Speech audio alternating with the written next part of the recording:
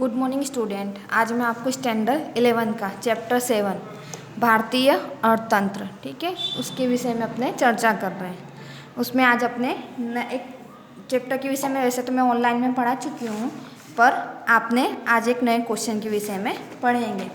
इससे पहले के लेक्चर में यानी भारतीय अर्थतंत्र में मैंने आपको बताया कि अपना जो प्राचीन भारत है, ठीक है, वो कैंसल हुआ है। उसके बाद ये स्वतंत्रता पूर्व भारतीय अर्थतंत्र, तो आज उसके विषय में अपने पढ़ेंगे स्वतंत्रता पूर्व भारतीय अर्थतंत्र।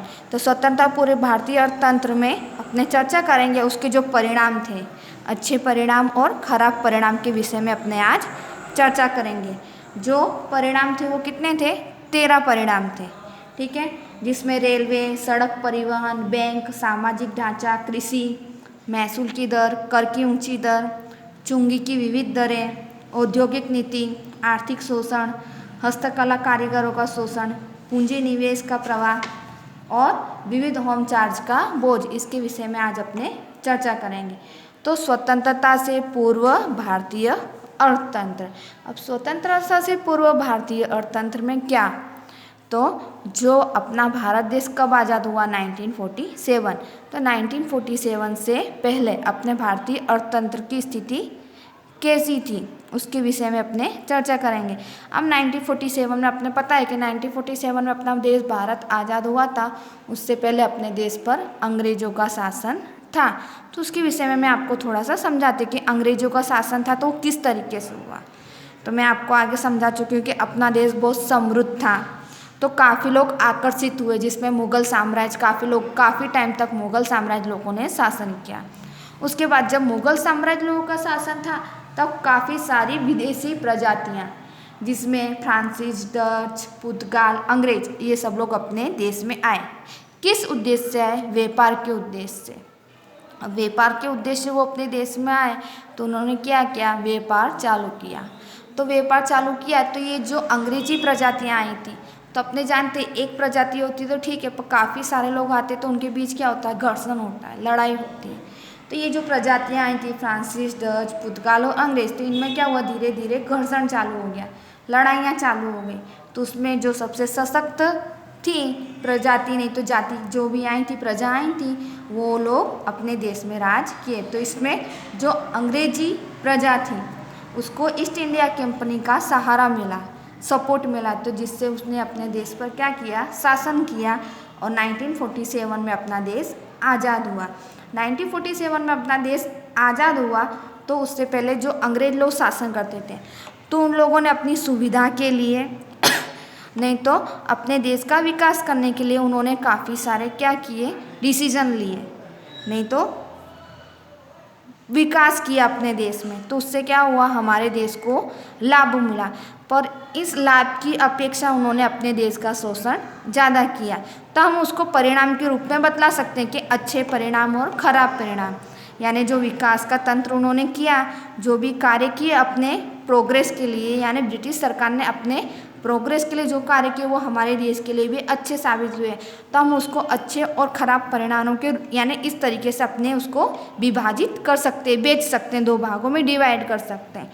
तो जो अच्छे परिणाम थे उसके अवेज में, यानी उसकी अपेक्षा में हमारे पास खराब परिणाम ज़्यादा देखने को मिलते हैं। यानी अंग्रेज लोगों ने काम तो अच्छे किए पर उसकी अपेक्षा हमारे देश का शोषण ज़्यादा क्या, तो इनके विषय में आज अपने चर्चा करेंगे। तो सबसे पहले लेंगे अपने रेलवे। अब रेलवे में क्या है, जो ब्रिटिश शासन था उस समय क्या था, उन लोगों को एक जगह से दूसरी जगह अपना सामान ले जाना होता था, तो उसमें क्या होता, काफ़ी टाइम लगता था।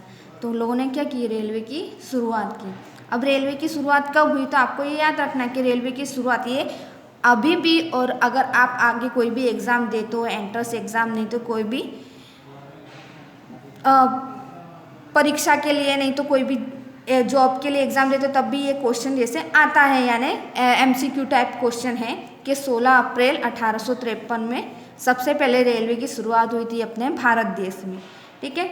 उस समय वो मुंबई से थाने के बीच उसकी, यानी सबसे पहली ट्रेन चली थी कहाँ से? मुंबई से थाने के बीच। और फिर धीरे धीरे जब 1947 आया तब ये रेलवे 53,000 किलोमीटर लंबा हुआ, यानी इसमें 53,000 किलोमीटर इसकी लंबाई देखने को मिली थी, यानी अपने भारत देश में इतना रेलवे विभाग विस्तार फैल गया था, इतने भाग में फैल गया था और उसमें 68 लाख यात्री यात्रा करते थे, यानी उन लोगों को लाभ मिलता था। कितने? 68 लाख लोगों को। ये किस में हुआ चर्चा? रेलवे में। इसके बाद आएगा सड़क परिवहन, तो ये हम लोग रेलवे को अच्छे परिणाम में गिन सकते हैं। उसके बाद आएगा सड़क परिवहन। अब सड़क परिवहन, तो सड़क परिवहन में क्या था, जब अंग्रेज शासन काल था, ठीक है, तो उन्होंने PWD यानी सार्वजनिक निर्माण विभाग की स्थापना की थी, जिसमें उन्होंने क्या किया, सड़क जो कच्ची सड़कें होती हैं उनका विकास किया। ठीक है, तो जो 19वीं सदी थी तब अपने देश में 2,78,420 किलोमीटर सड़कें थी, जो 1943 में जब अपना भारत देश आज़ाद होने वाला था उसके थोड़ा टाइम पहले की बात है, तब वो बढ़कर कितनी हो गई थी, 4,47,105 किलोमीटर। इतना अपने यानी अपना सड़क परिवहन का विस्तार फैल गया था, जिसमें 32% पक्की सड़कें और 68% कच्ची सड़कें देखने को मिलती थी। यानी यह हमारे लिए क्या हुआ, हमारे देश के लिए अच्छा परिणाम हुआ। सड़क परिवहन से हम लोग को सुविधाएं बढ़ी। उसके बाद बैंक।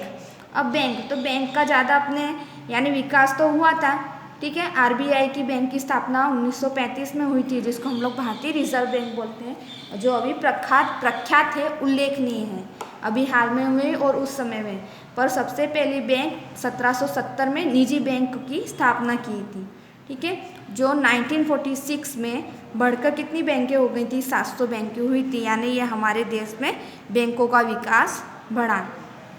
उस समय हमारा देश का सामाजिक ढांचा, तो सामाजिक ढांचा हम लोग देखते हैं, हम लोग पढ़ भी चुके हैं, आप लोग समाज में इतिहास में पढ़ चुके होंगे कि लड़कियों को दूध पीती किया जाता था, सती प्रथा था, बाल विवाह था। तो ये सब क्या थे, अपने सामाजिक ढांचे में एक कुरिवाज थे, ठीक है।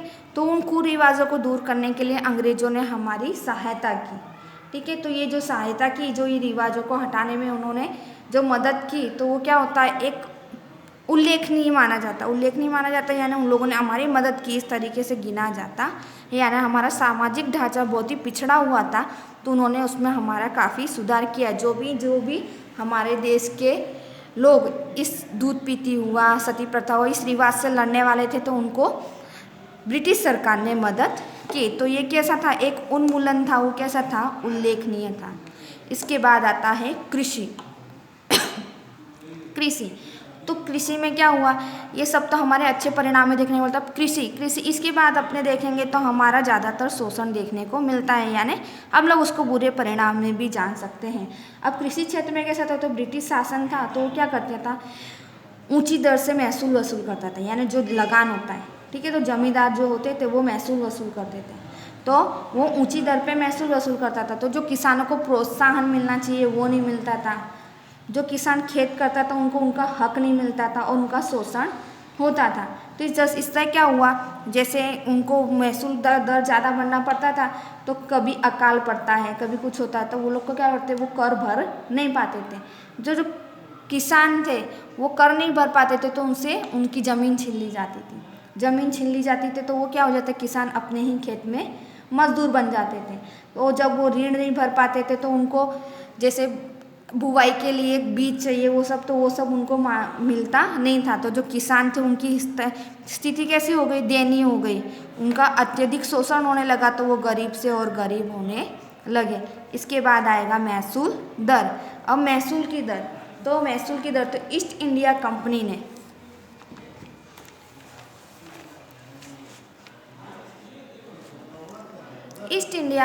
ने जो महसूल दर, यानी जो महसूल जो जमा करते थे, जो लेते थे जमींदार, तो उनसे उन्होंने क्या किया, जो अपने यहाँ राजा थे, तो उनसे महसूल दर की सत्ता प्राप्त कर ली। यानी जो लाइसेंस मिलता है वो किन लोगों ने ले लिया, अंग्रेज लोगों ने, ब्रिटिश लोगों ने ले लिया। तो उससे क्या, उन लोगों को जो लाइसेंस मिल गया, तो वो क्या करते थे, जो भी किसान लोग थे उनसे उनकी आय का, यानी जैसे 100 रुपया आवक हुई है, तो उनकी आय का आधा भाग वो क्या ले लेते, कर के रूप में वसूल करते थे। यानी इतनी ऊंची दर में वो लोग टैक्स लेते थे। और जब किसान लोग नहीं तो मजदूर लोग जब टैक्स या दर नहीं भर पाते थे, जब महसूल दर नहीं भरते थे, तो उनको क्या किया जाता था, सजा दी जाती थी, उन पर जुल्म किया जाता था, उनको दंडित किया जाता था, उनके पास जो भी संपत्ति थी उनसे ले ली जाती थी, ठीक है। और जो उनको जुताई के लिए ज़मीन दी जाती थी वो वापस ले ली जाती थी। तो जिससे क्या हुए, जो भारतीय किसान थे वो क्या हो गए, मजदूर हो गए और उनकी स्थिति बहुत ही दयनीय हो गई, अत्यधिक उनको नुकसान होने लगा। इस तरीके से जो किसानों की हालत थी बहुत डल हो गई थी और महसूल की दर जब बढ़ी तो उससे उनकी हालत और भी डल हो गई। इसके बाद है कर की ऊंची दर। अब कर की ऊंची दर, जैसे अपने ने महसूल दर लिया है तो कर किसको बोलते हैं, अपने टैक्स को बोलते हैं। तो दादा भाई नौरोजी हैं, उन्होंने 1876 में एक गणना की, एक सर्वे किया, ठीक है। तो उस सर्वे में क्या निकला कि जो ब्रिटिश लोग हैं जो अपने देश का शोषण करते थे, तो उन्होंने क्या देखा उस सर्वे में, जो ब्रिटिश लोग थे, जो उनके बंदे थे यानी वहाँ के जो अंग्रेज लोग थे, वो लोग जो ऊंची आय पे यानी जिनकी इनकम अधिक थी, ठीक है, तो उनसे जो कर था यानी उनकी जो जिनकी ज़्यादा इनकम थी उनसे 8% कर लिया जाता था, ठीक है। जबकि जो अपने भारत देश के लोग थे जो काम करते थे, जिनकी इनकम नीचे आई थी यानी कम इनकम थी, उनसे 15% राष्ट्रीय आय के हिस्सा में कर वसूल किया जाता था। यानी जिनकी इनकम ज़्यादा है ब्रिटिशर से उनको 8% और जिनकी आय कम है उनसे 15% आय यानी कर वसूल किया जाता था। तो ये तो अपने ये सर्वे के अनुसार ही पता चल जाएगा कि इसमें काफ़ी भेदभाव है 8% और 15% में। और इसके अलावा एक उदाहरण भी है कि अपना देश पता है कि चारों तरफ से समुद्र से घिरा हुआ है, तो हमको क्या हो जाएगा, जो नमक है वो आसानी से प्राप्त हो सकता है। तो उस समय जब ब्रिटिश लोगों का शासन था तब उन्होंने जो नमक हमको आसानी से फ्री में मिल सकता है उसके ऊपर भी उन्होंने कर लगाया था, वो भी ऊंची दर में। तो सामान्य सी वस्तु है कि इंसान को जो जरूरियात की वस्तु अगर वो उस पर कर लगाएगा तो वस्तु की कीमत बढ़ जाएगी, ठीक है। तो उसका विक्रय कम हो गया, लोग उसको लेने के लिए यानी जो देनी लोग हैं वो लोग कहाँ से लेंगे।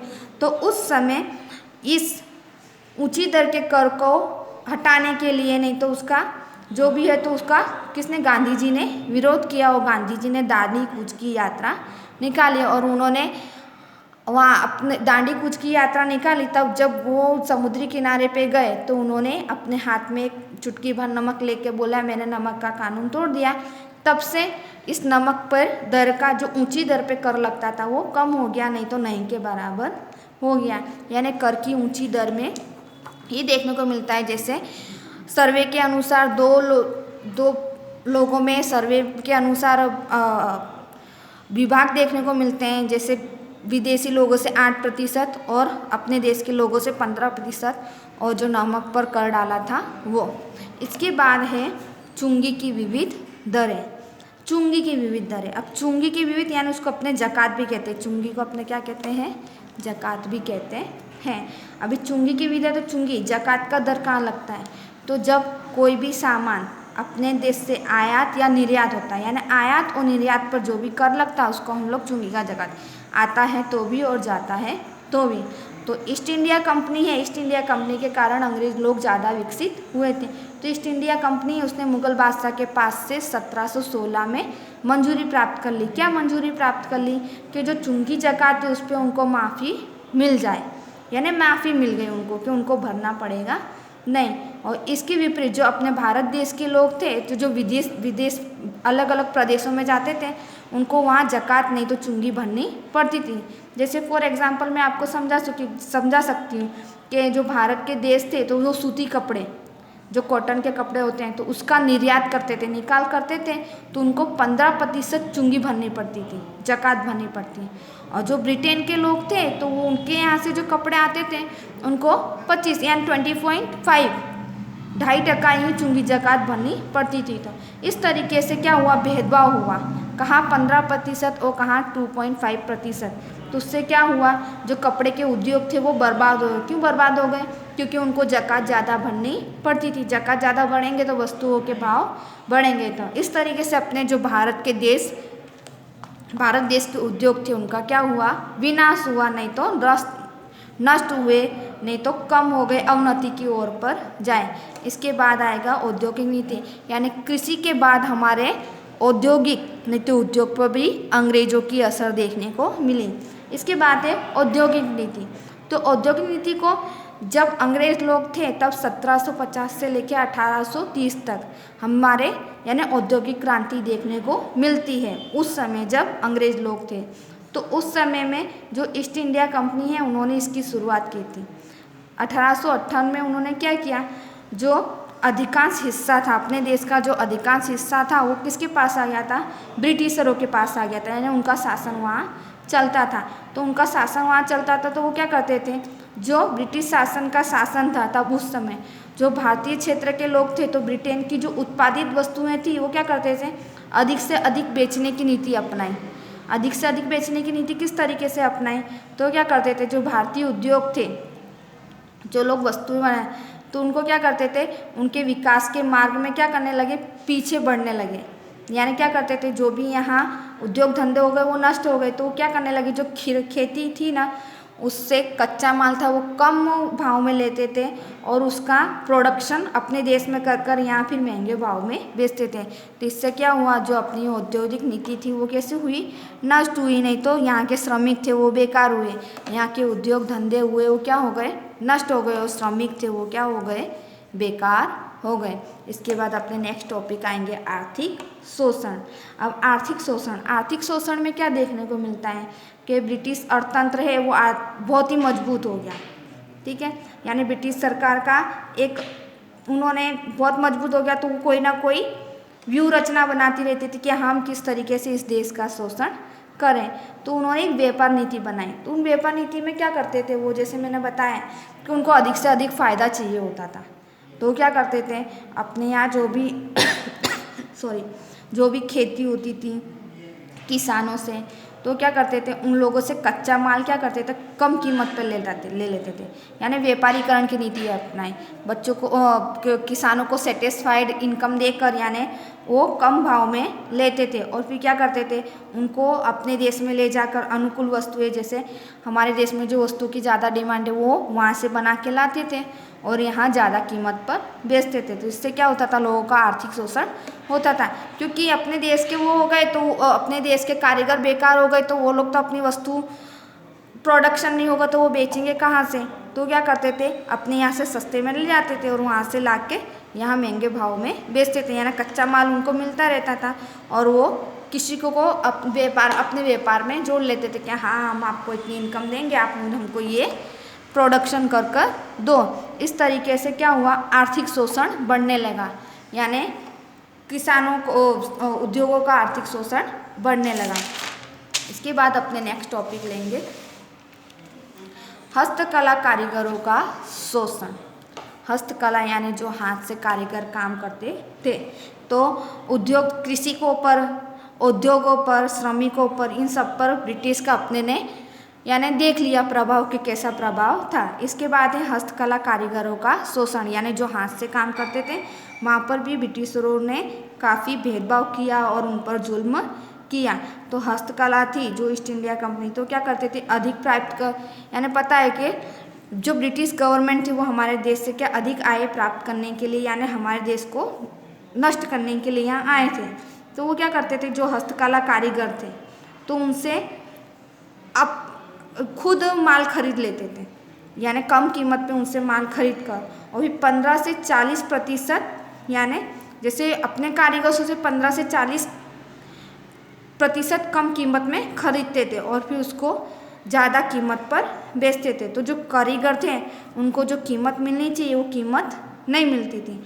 और अगर कोई कारीगर, जैसे हस्तकला का कारीगर, वो वस्तु देने के लिए आनाकानी करता था, क्योंकि तब ब्रिटिशरों का साम्राज्य बढ़ गया था। अगर वो आनाकानी करते थे तो ब्रिटिशर लोग क्या करते थे, उन पर जुल्म करते थे, उनका उद्योग धंधा नष्ट कर देते थे, यानी उनको जो कीमत मिलनी चाहिए उसमें उनको 15 से 40% कम कीमत पे वस्तु खरीदते थे, यानी उन पर जुल्म करते थे।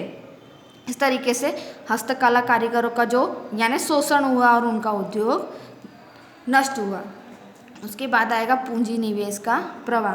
अब पूंजी निवेश का प्रवाह कैसा होता है, तो ब्रिटिश सरकार थी उसने क्या किया, अपने फ़ायदे के लिए अपने देश में पूंजी निवेश किया और अपने देश में पूंजी निवेश करके, ठीक है, फिर उसका जो ब्याज दर है, जो भी इनकम है और जो भी ब्याज लगता था वो भारत देश से दुगनी कीमत पर लेता था। किस तरीके, जैसे फॉर एग्ज़ाम्पल अपने एग्ज़ाम्पल के आधार पर ले सकते हैं, अपने एग्ज़ाम्पल के आधार पर ले सकते हैं। जैसे सड़क हुआ, रेल हुआ, इन सब में क्या हुआ, बड़े पैमाने पर पूंजी निवेश किया गया और पूंजी निवेश की कीमत क्या किया कि जो ब्रिटिश लोग थे वो अपने देश से लाते थे, फिर अपने देश पर उसका ब्याज दर डालकर उससे हमारे देश से वसूल करते थे। यानी हमारे देश पर बोझ डाल दिया, एक लाद दिया कि ब्याज भी आपको भरनी है और पूंजी भी भरनी है।